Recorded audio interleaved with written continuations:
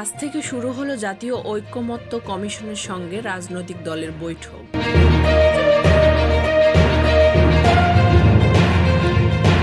জাতীয় ঐকমত্য কমিশনের প্রথম বৈঠকে অংশ নিলেন ২৬টি দল ও জোটের ১০০ রাজনীতিবিদ।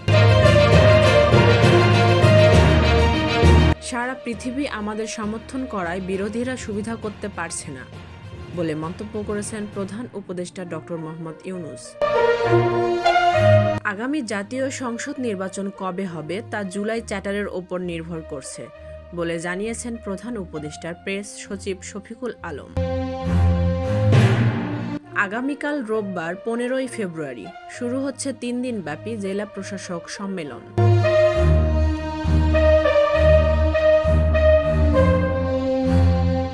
আজ অপারেশন ডেভিল হান্টে গ্রেপ্তার ৪৭৭ জন, পুলিশ সদর দপ্তর। বিশ্ব ইজতেমায় জঙ্গি হামলার হুমকি দেওয়ার অভিযোগে এক যুবলীগ নেতা আটক।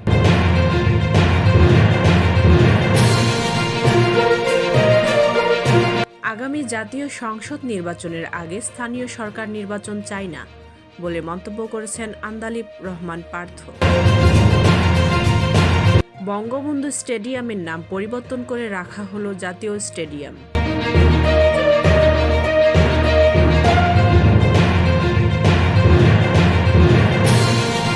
ন্যূনতম সংস্কার শেষে দ্রুত জাতীয় নির্বাচনের আশা করেন মির্জা ফখরুল ইসলাম আলমগীর।